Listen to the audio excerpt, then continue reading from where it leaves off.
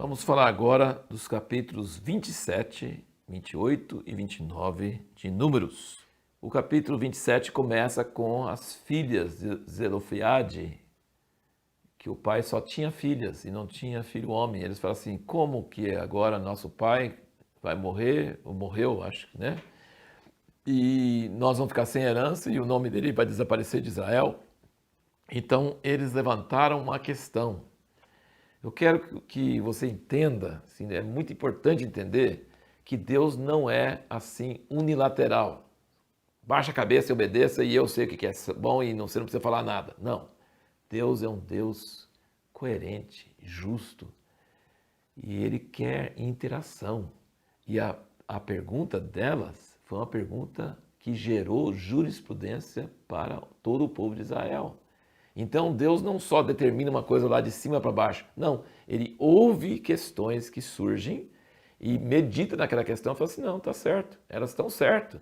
Então daqui para frente, quando o homem só tem filhas, mulheres, que elas herdem realmente como se fossem homens, eles têm herança, a herança dele passa para eles. Então Deus usa jurisprudência, Ele usa questões que levantam e são conversados e aí isso gera toda uma nova legislação para o povo. Então é uma interação entre a autoridade e as pessoas que estão sob autoridade. Outra questão que nós vemos aqui, Deus falou com Moisés, você vai ter que morrer porque você me desobedeceu e não me honrou e não me santificou aos olhos de Israel lá. O que Moisés responde? Quem que vai liderar o povo? Ele não se preocupa com ele mesmo, ele se preocupa com o povo. Eu morrendo, o que vai acontecer com o povo? Quem vai liderar eles? Coloca um líder sobre eles. Gente, esse é um coração de verdadeiro líder. Ele não está preocupado consigo, ele está preocupado com o povo.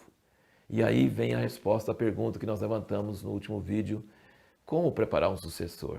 Olha o que Deus fala com Moisés. Pega Josué, homem em que há o Espírito. Não é um homem que vai receber o Espírito. Não, é um homem que já tem o Espírito. E veja bem, Deus não fala aqui, mas gente, você está vendo que Josué está com Moisés anos e anos e anos e anos. Ele acompanha Moisés, ele estava no Monte Sinai, desceu com Moisés no Monte Sinai.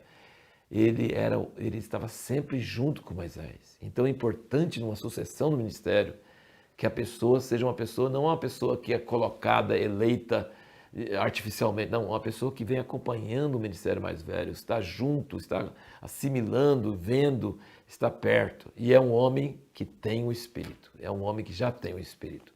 E depois Deus fala assim, coloca ali na tenda e eu vou colocar da sua glória e da sua autoridade sobre ele. E então todo o povo de Israel iam ver que oficialmente Moisés estava passando para Josué o seu manto de autoridade. Então essa transmissão pública também é muito importante. Agora note aqui uma coisa muito interessante, que é o seguinte, ele fala, Josué vai consultar Eleazar quando ele quer saber de Deus as coisas. Então Eleazar vai ter Urim e Tumim, aquelas duas pedras onde havia uma luz em uma luz ou outra, quando era sim ou não, coisa. Ele vai consultar a voz de Deus através do sacerdote e ele vai julgar o povo. Então ele separou a autoridade civil, no caso Josué, da autoridade religiosa ou espiritual, no caso Eleazar. Assim era a ordem de Deus. Sabe por quê? Porque é muito perigoso quando a mesma pessoa tem autoridade civil e autoridade espiritual, isso se torna muito perigoso se tornar uma tirania, um governo autocrático, um governo que oprime o povo. E aí Deus queria que fosse separado a autoridade espiritual de autoridade civil. Porém, isso parece que nunca funcionou muito bem, não. Porque você vê na própria vida de Josué que ele parece que ouvia de Deus. Aquele anjo, depois nós vamos ver em Josué, que o anjo, o Senhor apareceu para ele e falou diretamente com ele. Talvez em algumas ocasiões ele consultava a Deus por meio de Eleazar, mas muita parte do tempo ele ouvia de Deus diretamente. Então esse negócio de autoridade civil, autoridade espiritual separado, na história de Israel nunca funcionou muito bem, não. Mas Deus dividiu para não ter governo totalitário. Então isso é importante. Agora, gente, sabe qual é o governo ideal? Em Jesus, ele vai ser sacerdote e rei.